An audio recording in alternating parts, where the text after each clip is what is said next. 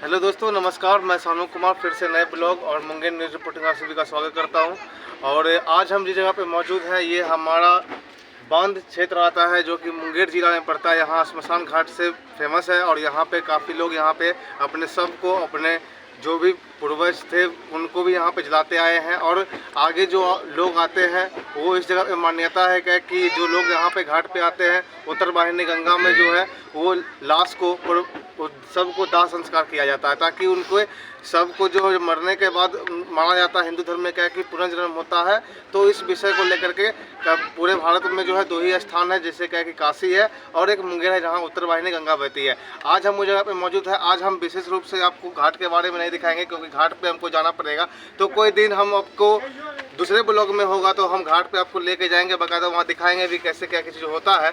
और वहाँ पे जो भी लोग वहाँ मौजूद होते हैं करने के लिए उनसे भी आपको बात करवाएंगे और उनसे भी आपको हम दिखाएंगे क्या कि वो क्या चीज़ बताते हैं और वो कब से ये काम को करते आ रहे हैं, उनके पूरा एक्सपीरियंस आपको शेयर करेंगे। फिलहाल अभी हम बात करने वाले हैं आपसे कुछ देश में कुछ ऐसे होते हैं जैसे है कि हम लोग नज़रअंदाज कर देते हैं, कुछ गहराई से उसको सोच नहीं पाते हैं। गलत चीज़ जो हो रहा है वो तो हम देख लेते हैं क्या कि कोई चीज़ आदमी है, कोई व्यक्ति है वो गलत कर रहा है, चाहे वो विद्यार्थी हो, स्टूडेंट हो, नवयुवक हो या फिर युवा हो या फिर वृद्धा हो। जो गलत करता है उसके बारे में हम देख लेते हैं कि गलत कर रहा है।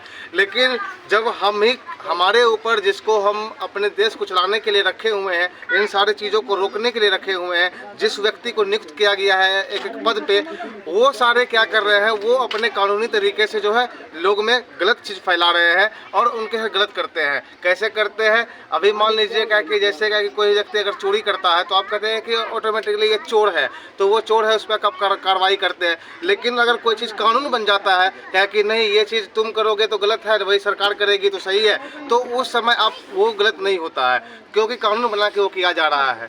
तो मेरा ये कहना है क्या कि कुछ चीज़ ऐसा है इस देश में जैसे क्या कि वो भी अगर मेरे से सोचे तो वो गलत है। कैसे आपको मैं बताऊँगा कि एक प्रोफेशन है इस देश में जो क्या कि बहुत बड़े पैमाने पर उसे तजुर्बा दिया जाता है और बहुत इज्जत दिया जाता है। उस प्रोफेशन का नाम है आईआईटी इंजीनियर। आईआईटी जो होता है इंडियन इंस्टीट्यूट ऑफ टेक्नोलॉजी, ये आईआईटी आया कहाँ से, आईआईटी का मकसद क्या था, आईआईटी शुरू क्यों किया गया और इससे हमारे युवा पे और हमारे पीढ़ी पे क्या असर पड़ता है, इससे क्या फ़ायदा होता है, इस बारे में अगर आप जानेंगे तो आपको थोड़ा दर्द भी होगा क्या कि हमारे देश में हमारे साथ होता क्या है। जैसे क्या कि आपको हम बताएंगे आईआईटी जो होता है इंडियन इंस्टीट्यूट ऑफ टेक्नोलॉजी, ये सबसे पहले विदेश से आया हुआ चीज़ है। ये शुरुआत कहाँ से हुआ? जब इस देश में जब इस धरती पे दूसरा विश्व युद्ध हुआ था तो दूसरा विश्व युद्ध में जो है सबसे ज़्यादा नुकसान जापान और अमेरिका के बीच हुआ था, ताकि वही दोनों देश जो आपस में लड़ भी रहे थे। तो परमाणु जब बम गिरा था 1945 में, तो उसके बाद जो है लड़ाई हुआ तो काफ़ी चीज़ जो है अर्थव्यवस्था टूट गई। जैसे जाहिर सी बात है क्या कि जब आपके घर में अगर कोई चीज़ नहीं बचेगा, आप कितना भी धनी क्यों ना हो, तो जब आपके घर में कोई चीज़ नहीं बचता है, आपके पास खाने के लाले पड़ जाएंगे, तो ज़रूरी नहीं मजबूरी आपको पड़ोसी के घर में काम करने के लिए जाना पड़ेगा। तो हुआ ऐसा ही, जब उतने बड़े बड़े देश का जो अर्थव्यवस्था के नीचे गिर गया तो वहाँ का आदमी ज़रूरी में नहीं मजबूरी में उसको जाना पड़ गया बाहर काम करने के लिए, कमाने के लिए या फिर पढ़ने के लिए या फिर जो भी करने के लिए। तो अमेरिका वाले ने एक चीज़ सोचा क्या कि अगर हमारे देश का कोई भी युवा अगर ये ऐसी स्थिति में जैसे क्या कि हमारा अर्थव्यवस्था गिर चुका है, इस स्थिति में अगर कोई व्यक्ति अगर देश से बाहर जाता है तो हमारे यहाँ का एक दिमाग कम हो जाता है। ये अमेरिका वालों ने सोचा और सेम एज डेट ऐसा जापान वालों ने भी सोचा। तो उन्होंने एक रूल बनाया क्या कि हम अपने यहाँ के दिमाग को हम बाहर ना जाने दें। अगर मानिए कि कोई व्यक्ति बाहर गया, वहाँ पढ़ाई कर रहा है, पढ़ाई करते हुए नौकरी ले लिया, नौकरी लेने के बाद वहीं शादी कर लिया, वहीं का नागरिकता ले लिया, तो वो तो फिर अमेरिका लौट के जाएगा नहीं। तो उसका तो ब्रेन जो वहाँ का था एक युवा का वो कम हो गया। तो उसको कहते हैं इंग्लिश में ब्रेन टू ब्रेन होना। तो वो ब्रेन टू ब्रेन जो होने का जो सिचुएशन आया उसको रोकने के लिए अमेरिका ने एक रूल बनाया। रूल ये बनाया क्या कि तुमको हम बाहर जाने के लिए देंगे, चाहे आप जो भी चीज़ करने के लिए बाहर जाओ, तो लेकिन उस आपको जो है पहले हमारे देश में जो सर्विस देना होगा। तो आज भी वहाँ रूल है कि वहाँ के जो भी युवा होते हैं वो पहले सर्विस देते हैं, चाहे डिफेंस में हो या कहीं भी हो, सरकारी चीज़ में वो सर्विस देंगे। उसके बाद जो है उसे बाहर देश भेजा जाता है उसके दरखास्त करने पर। आपको हम बता देगा कि जापान जस्ट उल्टा इसका किया। उसने क्या किया कि पहले वो बाहर भेजता है अपने विद्यार्थियों को या कोई भी चीज़ सीखने के लिए, और उसके बाद उसे बाद में उसको फिर अपने यहाँ सर्विस लेती है। अब ये दोनों देश तो अपने यहाँ का ब्रेन को रोक लिया, क्या कि हमारे देश का ब्रेन हमारे देश में ही काम आए। जापान ने काम किया क्या कि बाहर जाके तुम कोई भी चीज़ अगर पढ़ाई करते हो, कोई भी चीज़ सीखते हो, तो वो आकर के हमारे देश में उस पर तुम काम करोगे तो फ़ायदा हमारे देश में है।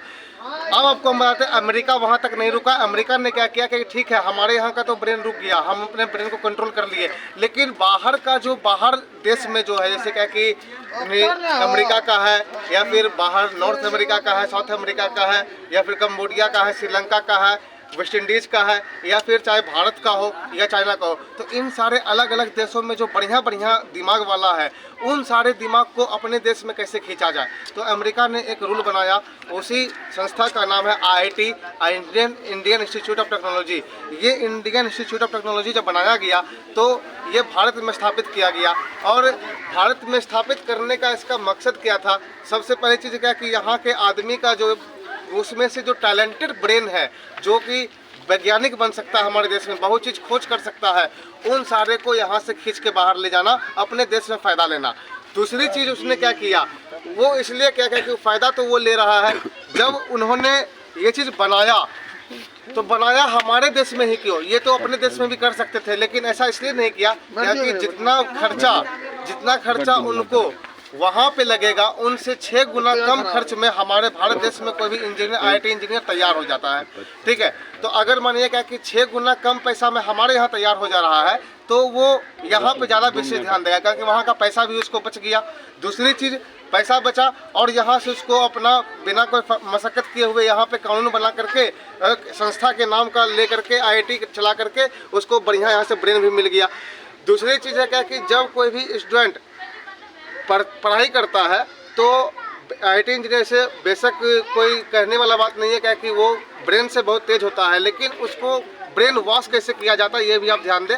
ब्रेन वॉश कैसे होता है, उसका एक प्रोफेसर है जिसका नाम हमारे जुबान पे नहीं आ रहा है, याद है लेकिन जुबान पे नहीं आ पा रहा है, तो वो प्रोफेसर जो है, उन प्रोफेसर से बाकायदा पूछा गया था इन सारी चीज़ों के बारे में, तो उन्होंने बताया था क्या कि अमेरिका जो IIT का स्थापना किया, उसका जितना सिलेबस होता है पढ़ाई करने का, एक 4 साल का IIT इंजीनियर बनने का, तो वो जो सिलेबस होता है वो टोटल 80% सिलेबस जो अमेरिका के बेसिस पे होता है, 20% सिलेबस भारत के बेसिस पे होता है।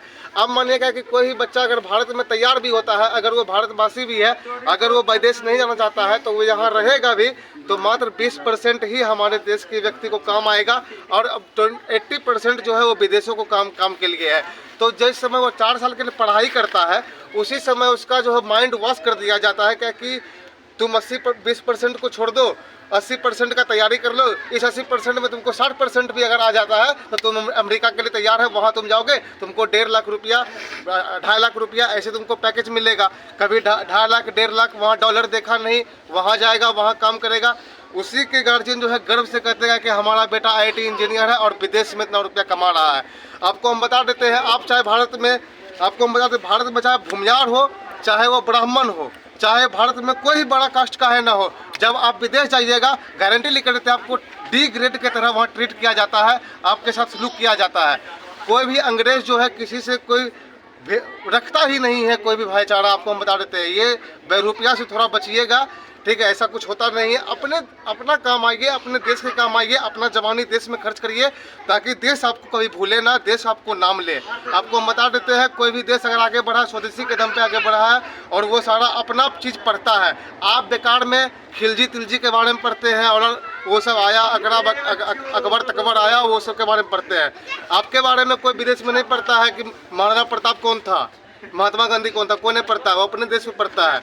जापान जाइएगा, वहाँ पे एक चावल होता है, बहुत रद्दी किस्म के चावल होता है, इतना बेकार किस्म, वो हमारे ठंडा जगह पे होता है, जिसका नाम है कोदो किस्म का चावल, तो कोदो कहते हैं उसको। हमारे भारत में सबसे टॉप मोस्ट क्वालिटी का चावल होता है पूरे वर्ल्ड में, जिसको कहते हैं बासमती। अगर आप जापान के लोगों को कहिए कि बासमती खाओ, बढ़िया क्वालिटी का आता है, आपको चाटा भी मार सकता है हमारे बात पे जब आप बोलोगे तो। क्यों? क्योंकि वो अपने स्वदेशी को नहीं छोड़ेगा, वो अपने स्वदेशी को नहीं छोड़ेगा, वो आपको जो है वो ये भी दिखा देगा क्या कि हाँ अपने देश से कितना प्यार करते हैं। तो आप उन चीज़ों को अपनाएं, उनसे ये चीज़ को सीखें और उनसे आगे बढ़े। सोचने वाला बात ये भी है, हम बार बार कहते हैं कि 1945 में जापान पे हमला हुआ, पूरा अर्थव्यवस्था टूट गया और हमारे देश 1947 में आज़ाद हुआ, सेम उसी महीना में, अगस्त के महीने में। 2 साल के बाद अगर हम जापान से पीछे होते भी तो कितना पीछे होते, 10 साल पीछे होते, 50 साल पीछे होते, लेकिन आज हम जापान से नहीं भी तो कम से कम 150 साल पीछे हैं और जापान हमसे 150 साल ज़्यादा अब व्यवस्था में जीता भी है। तो हमारा यही कहना है कि आप अपने चीज़ को पहचानें और अपने चीज़ को विकास करें। और आज के युवा से हमारा यही विनती है कि अपना जो समय है वो व्यर्थ ना करें, अपने समय को, अपने टैलेंट को उस जगह पे लगाएं, अपने बातों को वहाँ तक पहुँचाएं जहाँ पे आपको फ़ायदा हो, चाहे अपने देश में ही रहे।